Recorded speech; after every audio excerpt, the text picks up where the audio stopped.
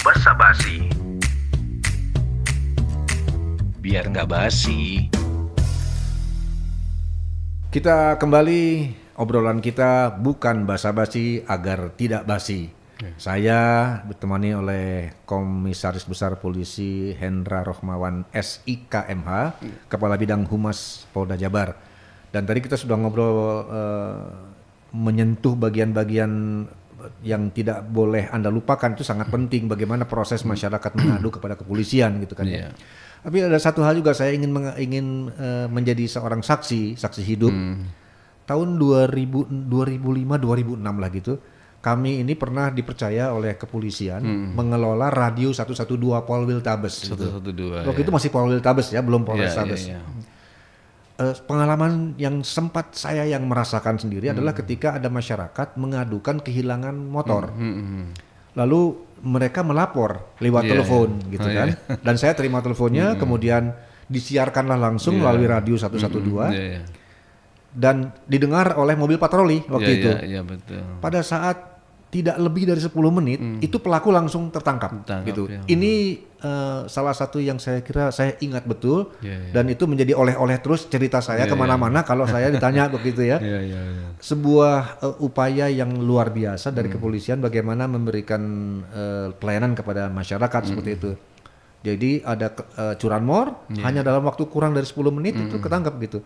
Bagaimana kolaborasi antar media dengan kepolisian yang efektif waktu itu seperti itu. Nah, Kang Hendra, ini kan Jawa Barat ini jendela untuk Indonesia gitu kan, untuk seluruh Indonesia. Jendela orang luar bisa melihat Indonesia dari Jawa Barat. Orang luar bisa melihat untuk investasi masuk Jawa Barat, bisa segala macam bisa dari Jawa Barat gitu. Selain jumlah penduduknya yang banyak. Ketika Kang Hendra ditunjuk menjadi seorang kepala bidang humas Polda Jabar, lalu sekarang sudah duduk 3 bulan, apa yang kira-kira menurut Kang Hendra harus dilakukan saat ini dan ke depan oleh khususnya Polda Jabar di bidangnya Kang Hendra? Ya, yang pasti kita sebagai obor informasi lah, kalau kita nyebutnya obor informasi ya. Jadi saluran informasi kepada masyarakat, literasi kepada masyarakat, edukasi kepada masyarakat itu itu harus banyak corongnya ya. Kalau kata bahasa sekarang itu multi platform ya, platform itu ya. Salah satunya pemirsa tadi pendengar sini kan salah satunya radio, betul. Radio dan televisi, ada media sosial. Nah, kita ketika ada permintaan konfirm terhadap pemberitaan itu, kita jangan memilih dan memilah itu. Udah pokoknya kita layani saja. Karena waktu saya 1 kali 24 jam itu sudah saya fitrahkan untuk informasi edukasi soal informasi tadi itu untuk publik masyarakat. Itu konsekuensinya. Iya, konsekuensinya, sehingga ketika ada kasus-kasus yang besar, kasusnya ini nggak usah orang lain ya, sampai anak saya pun juga sudah menyadari itu ya, sehingga ketika kita di rumah jam berapa saja itu tiba-tiba pakai baju mendadak mau siaran televisi ya gitu ya. Dia udah nyiapin laptopnya, udah nyiapin lampunya, pendukungnya, karena waktu itu kan mungkin ya saya bilang, nah kalau saya butuh bantuan kamu. Dia si kecil, si bungsu ini, si cewek ini udah paham deh tuh. Semua ayat itu dia didukung ya. Sehingga kita berbicara di salah satu televisi sampai 4 kali, di beberapa televisi sampai berkali-kali, itu hal yang biasa. Demikian juga wartawan ya, kita ada yang japri, ada yang di grup itu ya, kita semaksimal mungkin kita bisa jawab gitu ya. Dan itu konsekuensi yang harus kita lakukan itu. Nah, dan itu menjadi bagian yang tidak boleh lepas dari seorang pejabat humas gitu. Iya, humas itu ya dilakukan. Jadi kita harus siap 24 jamnya. Dan semua kita akomodir lah ya. Ini kan berita ini kan ada televisi, segmen televisi, berarti kita harus ada videonya itu. Kemudian yang koran sama media online. Berarti otomatis kan ada narasi yang harus kita susun, kita berikan pada mereka. Siaran ya mungkin saya baru berapa kali kesini ya, tapi RI Pro 3 itu paling sering tuh di segmen pagi, itu saya udah hafal tuh segmen pagi dia habis sholat subuh jam 6 kurang seperempat dia udah minta on air itu ya. Kita udah seperti rutinitas kita. Dan malam dan sebagainya ya itu kita. Apa yang ditanyakan oleh masyarakat pada umumnya kepada kepada polisi umumnya? Kalau masyarakat ini kan saluran pertanyaannya kepada media, jadi teman-teman media yang banyak. Tapi kalau masyarakat umum itu banyak yang melaporkan tentang kejahatan-kejahatan di seluruh Jawa Barat. Ya, kita ada yang di Cirebon, Subang, ya kemudian di Bogor dan sebagainya itu ada yang tiba-tiba japri kepada saya, mungkin dapat nomor telepon dari siapa, dan kita tidak lanjuti ini jam berapa saja, kita sampaikan terima kasih gitu ya. Itu persorangan loh ya, persorangan terima kasih ini kita terima, mohon kesabarannya kita cari info dan data, nanti kita berikan kepada Kapolres di sana, atau kita berikan kepada Kasih Humas itu. Nah, kalaupun nanti sudah dapat data, kita juga akan informasikan lagi kepada yang bersangkutan itu lewat. Kang Hendra nanti ini ya saya sih berdoa Kang Hendra kan nanti bisa berubah posisi naik begitu kan ke yang lebih tinggi atau kemana gitu ya, entah jadi apa nanti gitu. Kalau Kang Hendra nanti dipindahkan tugas. Legacy apa atau apa yang ingin ditinggalkan oleh Kang Hendra nanti di Polda Jabar sebagai Kabid Humas itu apa sebenarnya? Ya yang pasti bahwa semua arus informasi publik itu masyarakat bisa menerima. Ya, dan itu akan maka masyarakat menilai ini citra kepolisian, kemudian informasi dari kepolisian itu mengalir terus kepada masyarakat dan masyarakat nanti mengikuti ritme pekerjaan mereka. Ya memang kepolisian itu informasi kepolisian seperti teman-teman media itu ya sebagai salah satu sumber informasi yang paling banyak yang diminati diminati oleh masyarakat. Kita berkecimpung di situ, kenapa tidak pelit gitu, harus kita kasihkan pada mereka, kita harus berikan pada mereka, apalagi menyangkut masalah yang menyangkut kriminalitas, yang menyangkut yang dari bawah ya, bottom up itu. Apalagi hal yang baru seperti ini, jadi mereka banyak yang dukungan, banyak juga yang bisa kata memberikan informasi, Pak ini gini, nah, itu. Kita jadi tertarik, ada sahabat misal gini, ada Pak ini saya juga ada nih gini tentang pelecehan dengan dokter tuh gini. Pak, tapi saya tolong tidak dilaporkan, tapi tolong modusnya seperti ini. Nah, akhirnya kita diskusi sama penyidik tadi. Ini ada salah satu modus yang dilakukan oleh dia itu seperti ini. Nah, akhirnya kan penyidik kan jadi terbuka juga itu. Sumbernya dari Humas. Sumbernya Humas dan dari masyarakat kepada kita. Betul. Jadi artinya dalam konteks ini saya melihat Humas adalah bagian penting dari citra polisi. Betul ya? Betul, betul. Ketika Humasnya tidak tahu apa-apa, repot juga ya, bahaya ya kalau gitu. Makanya jadi Humas di dalam operasional Polri itu menjadi bagian penting dari bagaimana citra polisi itu ya. Selain dari yang lain juga ya, bidang-bidang lain juga tentu saja penting gitu ya. Saat ini kita ada Perpol 06 tahun 2023 bahwa pengembangan fungsi kehumasan itu seluruh anggota kepolisian. Tidak hanya anggota kepolisian tapi juga PNS. Jadi yang dan juga dia keluarganya juga, karena citra kepolisian ini ada di mereka juga ya. Ada di mereka juga. Oke. Ini jadi amanat dari pimpinan kita, bagaimana dari seluruh anggota polisi itu mengembangkan fungsi kehumasan. Perpol berapa tadi? Perpol 06 tahun 2023. Perpol 06 tahun 2023. Artinya isinya adalah bagaimana peran polisi, anggota polisi dan keluarganya mengembangkan fungsi kehumasan. Jadi aluran informasi, menjaga citra kepolisian, baik di dalam tempat dinas maupun di keluarga, hidup sederhana, tampilan yang tidak glamor, kemudian yang tidak melakukan kejahatan, yang menunjukkan citra kepolisian maupun masyarakat itu jangan dilakukan. Jadi sekarang begini. Kalau saya adalah kakaknya Kang Hendra misalnya gitu, terus saya nggak jago di jalan gitu, aing teh lanceukna Hendra, itu nanti saya nggak bisa gitu. Keluarganya polisi, nggak bisa begitu. Saya kan nggak bisa gitu. Saya kakaknya Hendra, tapi saya bukan polisi, tapi saya nggak boleh itu merusak citra polisi gitu kan. Oke, itu penting. Saya adiknya Pak Hendra, saya melanggar lalu lintas, tilang mah tilangnya gitu kan ya, seperti itu ya. Bahwa kemudian nanti ada pengampunan itu lain lagi persoalan. Tapi tidak boleh memanfaatkan keluarga polisi dan itu bisa menjatuhkan citra polisi. Seperti itu mungkin ya. Saya juga menjaga marwah anggota polisi ketika dia melakukan penindakan di situ. Sampaikan saya tidak ingin debatable di kamu di situ. Dan kamu laksanakan saja hukuman tilang nanti selesai itu kan kita ada salurannya kan itu untuk dibayarkan dan sebagainya gitu aja. Oke, pendengar dan pemirsa radio di Jawa Barat. Catatan menariknya adalah bahwa peraturan polisi, peraturan Kapolri Perpol atau peraturan polisi 06 tahun 2023 bahwa seluruh anggota polisi mengemban fungsi kehumasan. Dan itu termasuk keluarganya. Keluarganya. Jadi artinya di situ bagaimana citra polisi akan baik juga tergantung bagaimana keluarga polisi itu ikut memperbaiki atau mempertahankan citra polisi. Betul, dan membangun citra juga. Prestasi dia kita angkat nih keluarga polisi naik juga.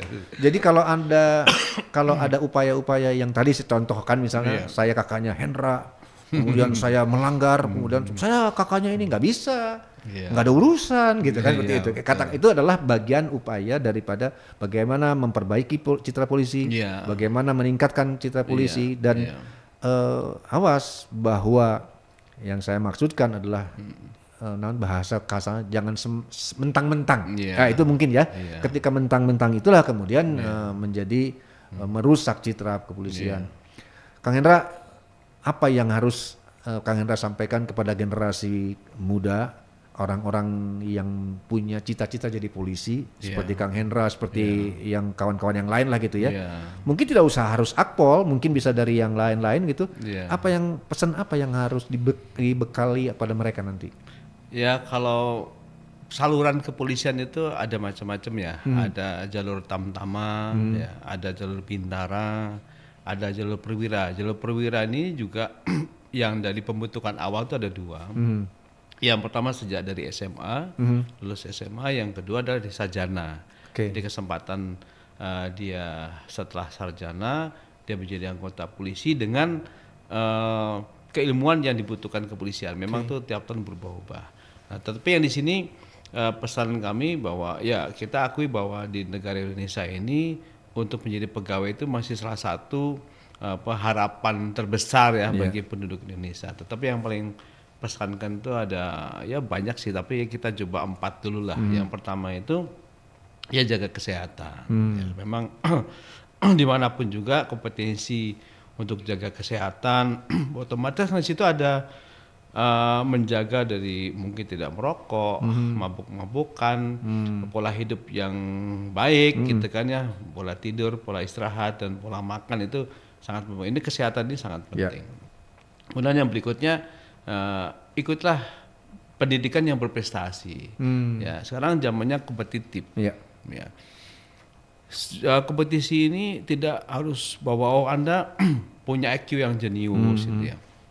Dan kepintaran itu Allah sudah memberikan haknya itu kepada seluruh manusia yang mau berusaha maupun juga ya memang karena karunia Allah tuh dia memang cerdas gitu ya.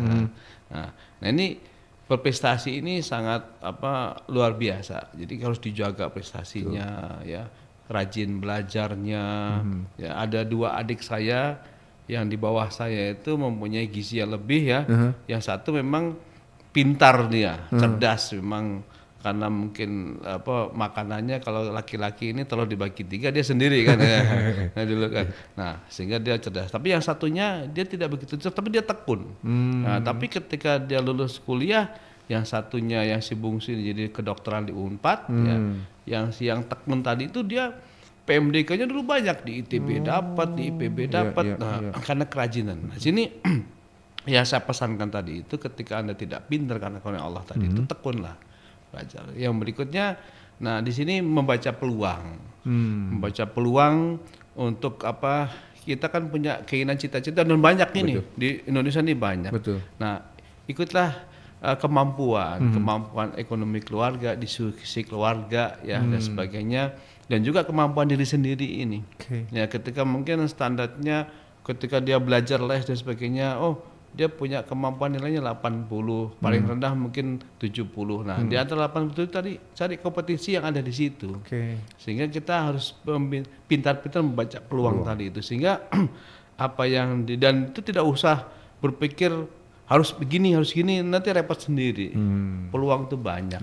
Nah, terus yang terakhir ketiga tadi, yang paling penting tetap kita sebagai fitrah manusia itu harus kuat iman dan takwanya. Tuh. Basic yang paling penting itu kita pasrah pada Allah. Fundamental kita minta doa, dan kita lihat sih adik-adik saya, kakak-kakak senior saya ketika sekolahnya itu dia rajin ibadah, attitude yang bagus, tata kelola dengan gurunya baik, itu mereka juga mengiringi itu iman takwa itu menjadikan dia sangat-sangat berhasil, itu sangat luar biasa. Oke, Kang Hendra, ini nanti boleh ya kita tayangkan nomor-nomor penting yang bisa diakses oleh masyarakat, boleh ya? Boleh.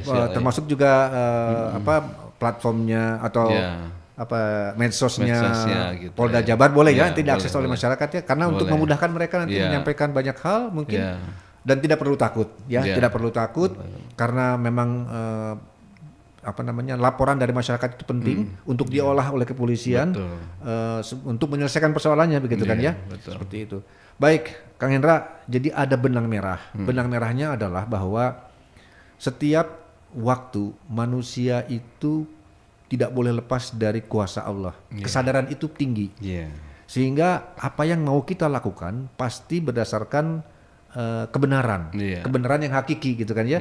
Itu tadi Kang Hendra itu tadi menekankan sekali itu pada posisi itu. Dan Kang Hendra masuk menjadi seorang polisi juga kan itu ketentuan Allah sudah pasti itu seperti itu ya.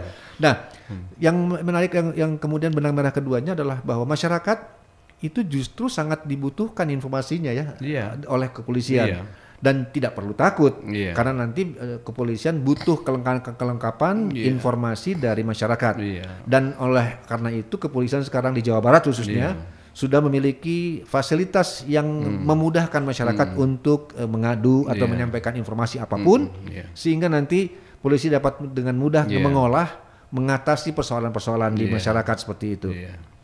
Yang ketiga, ini juga sangat penting, bahwa ternyata ada Perpol, Peraturan Polisi nomor 6 tahun 2023. Dan ini mungkin juga selama ini belum jarang kita dengar gitu. Betul. Bahwa ada perintah di kesatuan atau di kepolisian bahwa anggota kepolisian, keluarganya semua itu termasuk PNS di lingkungan Polri adalah pengemban tugas kehumasan. Dan jelas kalau dalam ilmu komunikasi, kehumasan itu adalah bagian dari memperbaiki citra, mempertahankan citra, membangun citra seperti itu. Dan citra itu atau image itu adalah sesuatu yang sangat penting agar nanti semua komponen dalam kehidupan itu saling mengisi, saling mempercayai. Ini benang merah. Oleh karena itu tadi Kang Hendra sudah mengingatkan bahwa kalau Anda punya saudara di kepolisian, jangan kemudian merasa bahwa diistimewakan. Nggak boleh gitu ya. Semua sama dan oleh karena itu Anda juga menjadi petugas kehumasan di kepolisian gitu ya. Nanti apalagi Anda punya kakak, punya adik atau punya anak gitu, itu tugasnya itu. Kalau ada kejadian-kejadian yang melibatkan keluarga polisi yang negatif gitu, itu adalah peristiwa kasus. Ya, tapi jelas Perpolnya bunyi begitu. Perpol 6 2023 bahwa semua anggota kepolisian, keluarganya termasuk juga PNS di kepolisian adalah memiliki pengemban fungsi kehumasan. Kang Hendra, resep ngobrol dengan Kang Hendra. Jadi kali ini kita tidak ngobrol detail tentang teknis kepolisian, karena itu nanti di tempat yang lain. Yang kali ini kita diskusikan adalah bagaimana pribadi seorang polisi diwakili oleh Kang Hendra Rohmawan. Betul ya, Rohmawan ya? SIK MH, Kepala Bidang Humas Polda Jabar. Kenapa diwakili? Karena memang tugasnya itu sebagai juru bicara humas seperti itu. Mudah-mudahan Kang Hendra nanti kita ketemu. Kang Hendra sudah di tempat lain dengan jabatan baru. Amin. Ya nanti udah itu ngejar-ngejar bintang lah gitu. Amin. Banyak keluar malam gitu. Minang itu. Banyak keluar malam ya. Harus banyak keluar malam. Sampai ketemu. Sampaikan salam untuk Kapolda Jabar, untuk Pak Kapolda dan untuk semua keluarga kepolisian. Dan mudah-mudahan kita bisa terus bekerja sama dengan tujuan yang semakin baik begitu kan. Itu hatur nuhun pisan. Hatur nuhun pisan Kang Sami-sami. Erwin Mohon. meni hade pisan teh. Mantap lah. Sami-sami orang Sumedang ya. Iya, mohon Pak. Jadi orang Sumedang. Satu lagi nih produk dari Sumedang. Iya. SMA-nya juga SMA Sumedang, SMA Negeri 1 Sumedang. Ya. Enggak, hatur nuhun ya. Pendengar dan pemirsa Radio Jawa Barat, demikian tadi kita ngobrol bukan basa-basi, mudah-mudahan tidak menjadi basi. Dan ini selalu menarik, tidak kenal waktu karena kita bicara polisi sekarang dan masa datang. Terima kasih, sampai jumpa. Assalamualaikum warahmatullahi wabarakatuh. Waalaikumsalam warahmatullahi wabarakatuh. Bukan basa-basi. Biar nggak basi.